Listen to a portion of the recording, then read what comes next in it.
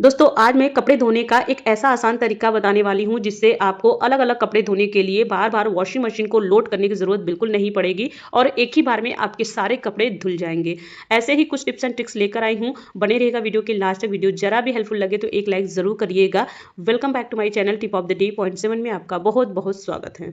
दोस्तों अक्सर हम क्या करते हैं इसी तरीके से अपने सुई धागे को हम डब्बे में रख देते हैं, लेकिन मुश्किल तब हो जाता है जब इसे हम ढूंढते हैं और एक ढूंढते हैं तो दूसरा साथ में निकल जाता है, क्योंकि ये इतना ज़्यादा आपस में उलझ जाते हैं जिससे इसे निकालना मुश्किल हो जाता है। कई बार तो इसे काटने की भी ज़रूरत पड़ जाती है। तो आज मैं इसे ऑर्गेनाइज करने का इतना आसान तरीका बताऊंगी जिससे आप अपने सुई धागे को बहुत अच्छे से ऑर्गेनाइज कर पाएंगे और सारी चीज़ें आपको ईजिली मिल जाएंगी। तो करना क्या है, यहाँ पर मेरा जो डब्बा है प्लास्टिक का वो चौकोर साइज का है। अब यहाँ पर मैंने दूसरा डब्बा लिया है और वो भी बिल्कुल सेम साइज का है, मतलब चौकोर साइज का है। अगर आप राउंड शेप का डब्बा लिए हैं तो राउंड शेप का आपको दूसरा डब्बा लेना है। ध्यान ये रखिएगा कि आपका जो प्लास्टिक वाला डब्बा है उससे आपको आधा इंच छोटा लेना है। कुछ इस तरीके से मैंने आधा इंच छोटा लिया है। अब इसे डबल साइडेड टेप लगाकर इसे सेंटर में मैंने चिपका दिया है। अब आप अपने धागे इजीली इसमें रख सकते हैं। बहुत अच्छे से ये सेट हो जाते हैं, अपनी जगह से हिलते भी नहीं हैं और इजीली आपको ये मिल भी जाते हैं। जो आपको धागे चाहिए बस उसे आप निकालिए और आपका जो काम है ना वो बहुत आसान हो जाएंगे। ये उलझेंगे नहीं और अच्छे से ये ऑर्गेनाइज भी रहेंगे। अब सेंटर वाला जो डब्बा है ना उसमें भी बहुत सारी चीज़ें हम रख सकते हैं, जैसे कि जो सिलाई पिन होती हैं, हम अपने कपड़े को पिन करते हैं उसे रख सकते हैं। बहुत सारे बटन होते हैं, उससे बड़ी बड़ी वाली जो सेफ्टी पिन आती है ना उसमें आप पिरोकर उसे रख सकते हैं। इसे ऑर्गेनाइज रहेंगे।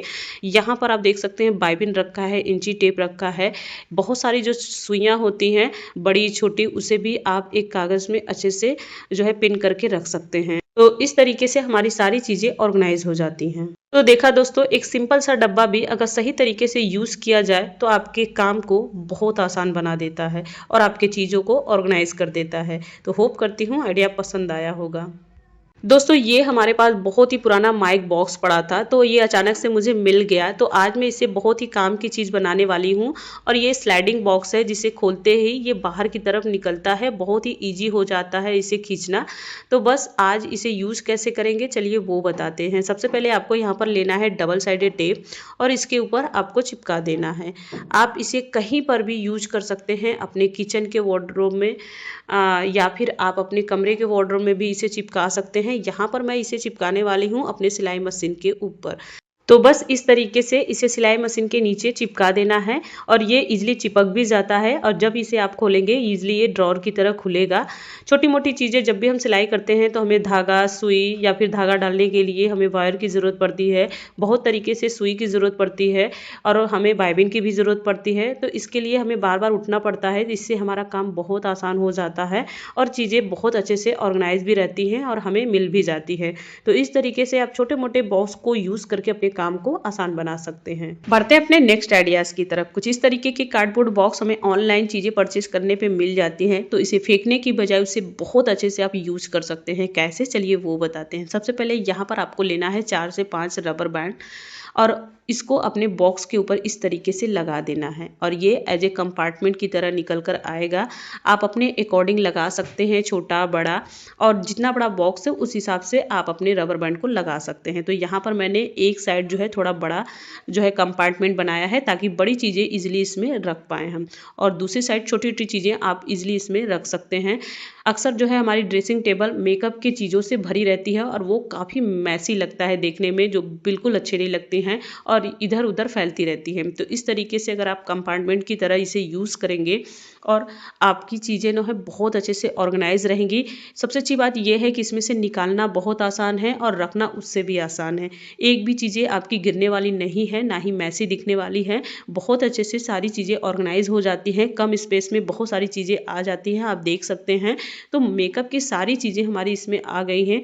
होप करती हूँ ये आइडिया भी आपको बहुत पसंद आए होंगे। सर्दियाँ जा रही हैं और गर्म कपड़े को रखने का टाइम आ गया है, तो रखने से पहले इसे कैसे फोल्ड करेंगे जिससे कम स्पेस में बहुत सारे गर्म कपड़े आ जाएंगे और आपके अलमीरा में बहुत सारा जो है जगह बच जाएंगे। तो करना क्या है, सबसे पहले आप हुडी ले लीजिए, स्वेटर ले लीजिए। इस तरीके से आपको अंदर की साइड से हमें फोल्ड करना है। कैप को भी अंदर की साइड में फोल्ड कर दीजिएगा और नीचे की साइड से फोल्ड करते हुए ऊपर लेके आना है इस तरीके से। अब स्लीव को दूसरे साइड लेकर जाना है और अंदर की तरफ इस तरीके से टक कर देना है। अब जो है दूसरा जो है स्लीव है दूसरे साइड लेकर आना है, इस तरीके से टक कर दीजिए। अब इससे क्या होगा, आपका बहुत कम स्पेस में बहुत सारे जो है गर्म कपड़े आ जाएंगे। तो इस तरीके से फोल्ड करने का तरीका है, ये बिल्कुल खुलेगा भी नहीं, कहीं पर भी रखिए। चलिए अब जैकेट को भी फोल्ड करके बताते हैं। तो इस तरीके से हमें जैकेट को लेना है और अंदर की साइड में हाथ डालकर हाफ जैकेट को फोल्ड कर लेना है, इस तरीके से, जैसा कि आप वीडियो में देख रहे हैं। अब स्लीव को हम अंदर की साइड में हम इस तरीके से टक कर देंगे। अब जो कॉलर वाला एरिया है इसे भी फोल्ड करेंगे अंदर की साइड में और इस तरीके से फोल्ड करके टक कर देंगे। अब ऐसे में बहुत सारे आप जैकेट जो है ना फोल्ड करके रखेंगे, तो 5 से 6 जैकेट फोल्ड करके रखेंगे, कम स्पेस में बहुत सारे जैकेट आ जाएंगे। अगर आपके पास भी कुछ इस तरीके के प्लास्टिक के बॉटल पड़े हैं, उसे फेंकने की बजाय कुछ इस तरीके से अगर यूज़ करेंगे तो शायद आपके भी काम आ जाएंगे। तो करना क्या है, सबसे पहले हमें बॉटल को कट करना है। तीनों साइड से हम कट करेंगे और एक साइड से हम अटैच ही रहने देंगे, उसे अलग बिल्कुल नहीं करना है। तो कुछ इस तरीके से ये बॉटल हमारा निकल के आता है। अब हम क्या करेंगे, बॉटल के बिल्कुल सेंटर में हम जो है कट लगाएंगे। कट हमें थोड़ा सा चौड़ा लगाना है ताकि सेंटर में ना गैप बने रहे, कुछ इस तरीके से, जैसा कि आप वीडियो में देख रहे हैं। अब हमें क्या करना है, बोतल के पीछे की साइड में हमें डबल साइडेड टेप चिपकाना है। तो इस तरीके के ट्रांसपेरेंट डबल साइडेड टेप ले लीजिए या कोई भी। तो इसे हमने चिपका दिया है। अब इसके ऊपर का जो प्लास्टिक है उसे निकालेंगे और इसे हम चिपकाएंगे अपने किचन में। तो किचन में हम अपने टाइल्स के ऊपर इस तरीके से चिपका देंगे, बहुत अच्छे से ये चिपक जाता है। और इस तरीके से आप इसे यूज़ करने वाले हैं। आप इसे वर्टिकल या हॉरिजॉन्टल दोनों तरीके से चिपका सकते हैं। और यहाँ पर आप देख सकते हैं ना, मैंने लिया है गार्बेज बैग का रोल, क्योंकि अक्सर जब हमें डस्टबिन में लगाना होता है तो हम इधर उधर ढूंढते रहते हैं और बार बार इसे हमें जो है निकालना पड़ता है। तो ऐसे में अगर ठीक सामने आपके रहेगा तो आपको ढूंढने की भी ज़रूरत नहीं पड़ेगी और बहुत ज़्यादा आसान हो जाता है इसे यूज़ करना। बहुत अच्छे से आप इसे यूज़ करके अपने काम को आसान बना सकते हैं और आप अपने बॉटल का भी यूज़ कर सकते हैं। होप करती हूँ आइडिया पसंद आया होगा। दोस्तों, क्या आपका भी स्लीपर इसी तरीके से टूट जाता है? और अक्सर हमारे जो स्लीपर होता है ना, वो अंगूठे की जगह से ही टूटता है। तो ऐसे में या तो हम नए लेकर आते हैं या तो इसे उठाकर फेंक देते हैं। तो इसे फेंकने की बजाय पहले ये वीडियो ज़रूर देख लीजिएगा, शायद आपके काम आ जाए। और बहुत अच्छे से इसे हम जोड़ने वाले हैं, बहुत ही मजबूती के साथ। करना क्या है, लेना है आपको फेविक्विक। अब जहाँ से ये टूटा हुआ है ना, बस पीछे की साइड से हमें इसके ऊपर फेविक्विक डालना है, कुछ इस तरीके से। अब जैसे ही आप फेविक्विक डालेंगे, ये ऊपर नीचे थोड़ा सा आप करेंगे तो फेविक्विक अंदर तक चला जाएगा और इसे हम थोड़ी देर के लिए सूखने के लिए छोड़ देंगे। अब जैसे ये सूख जाएगा उसके बाद हमें चाहिए ग्लू गन। ग्लू गन आपको लेना है और इसके अंदर अच्छे से गर्म करके डाल देना है, बिल्कुल अच्छे से इसे फिल कर देना है। तो इसे भी हमें सेट करने के लिए छोड़ देना है। तो ये अच्छे से सेट हो चुका है, चलिए दिखाते हैं। जैसे इसे आप हाथों से छुएंगे ना, बिल्कुल ये पत्थर की तरह हो जाएगा। अब ये आपका जो चप्पल है ना, बिल्कुल मजबूत तरीके से जुड़ चुका है। कितना भी खींचेंगे मोड़ेंगे ये टूटने वाला नहीं है। तो ये वाला तरीका जरूर ट्राई करिएगा, इससे आपके पैसे भी बचेंगे और आपके काम भी बनेंगे। नॉर्मल तरीके से अपने हैंगर में इसी तरीके से साड़ी को हैंग करते हैं, लेकिन आज मैं एक ऐसा तरीका बताऊंगी जिससे अपने साड़ी के साथ साथ ब्लाउज और पेटीकोट दोनों को भी हैंग कर पाएंगे, वो भी बहुत ही बढ़िया तरीके से। करना क्या है, सबसे पहले साड़ी को इस तरीके से फैला लेना है और एक साइड से हमें हैंगर डाल देना है और अपने ब्लाउज और पेटीकोट को फोल्ड करके साड़ी के ऊपर इस तरीके से रख देना है। अब दूसरा जो छोर है ना साड़ी का, उसे पकड़कर सीधे जो है ना हैंगर में इस तरीके से डाल देना है पूरी साड़ी को। अब इस तरीके से आपका जो पेटीकोट और ब्लाउज है ना, वो भी हैंग हो गए हैं और ये दिखते भी नहीं हैं। और जब भी आपको जो भी साड़ी पहननी होती है ना, वो इजीली आप निकाल सकते हैं विथ ब्लाउज और साड़ी के साथ। तो इस तरीके से मैंने सारी जो है साड़ियों को हैंग कर लिया है। अब हैंग करने का भी तरीका बताऊंगी कि एक हैंगर में आप बहुत सारी साड़ी को हैंग कर सकते हैं। कैसे, एक हैंगर लेना है और अपने अलमीरा में आप इस तरीके से हैंग करेंगे और उसमें आप जो है इस तरीके से अगर साड़ी को हैंग करेंगे ना, तो 5 से 6 साड़ियाँ ईजिली आ जाएंगी और कम स्पेस में बहुत सारी साड़ियाँ आपकी जो है हैंग हो जाएंगी। तो इस तरीके से आपके अलमीरा में बहुत सारे स्पेस बच जाएंगे और आपका काम भी आसान हो जाता है। इस तरीके के केबल टाई तो हर घर में मिल जाते हैं, लेकिन अगर ये एक बार लॉक हो जाता है तो ये बिना काटे खुलता नहीं है। तो आज मैं यही तरीका बताने वाली हूँ कि बिना काटे भी इसे खोला जा सकता है। कैसे, चलिए वो बताते हैं। सबसे पहले इसे मैं लॉक करके आपको दिखाती हूँ, तब आपको शायद समझ आए। तो यहाँ पर मैंने इसे लॉक कर दिया है, अब ये बिल्कुल खुलने वाला नहीं है। अब जहाँ पर ये लॉक हुआ है, आपको क्या करना है, पहले इसे ध्यान से देखिएगा। आपको अपने अंगूठे के नाखून से इसे आपको हल्का सा पुश करना है। आप देख सकते हैं जहाँ पर ये लॉक लगा है ना, बस इसे नाखून से इसे हमें हल्के से दबाना है। जैसे ही दबाएंगे आप पीछे वाली जो टाई है ना उसे खींचेंगे, ये इजीली निकल जाएगा।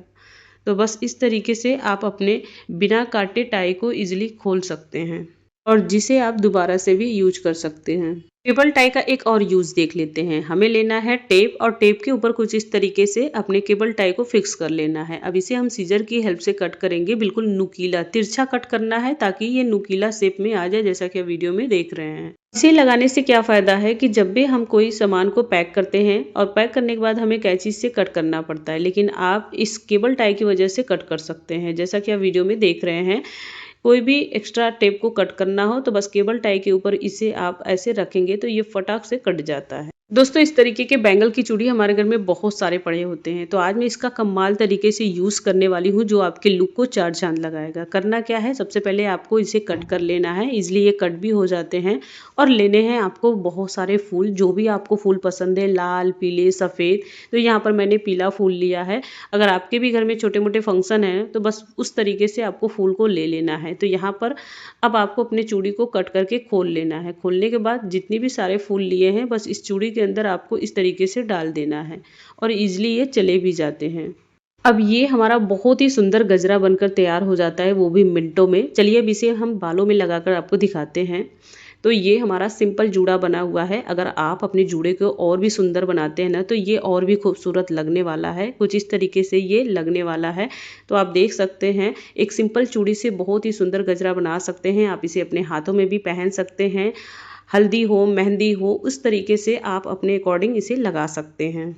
क्या आप भी चाय बनाने के बाद चाय पत्ती को फेंक देते हैं? तो आज के बाद ये गलती बिल्कुल मत करना। यही चाय पत्ती आपके बर्तनों को चमका सकती है। कैसे, चलिए वो बताते हैं। सबसे पहले आप अपनी चाय पत्ती को जो है एक पानी से वॉश कर ले ताकि दूध और चीनी निकल जाए और आपका चाय पत्ती बिल्कुल साफ हो जाए। उसे अच्छे से सुखाने के बाद इसमें हम कुछ चीज़ें ऐड करेंगे जिससे आपका जो चाय पत्ती है ना बहुत ही पावरफुल हो जाएगा।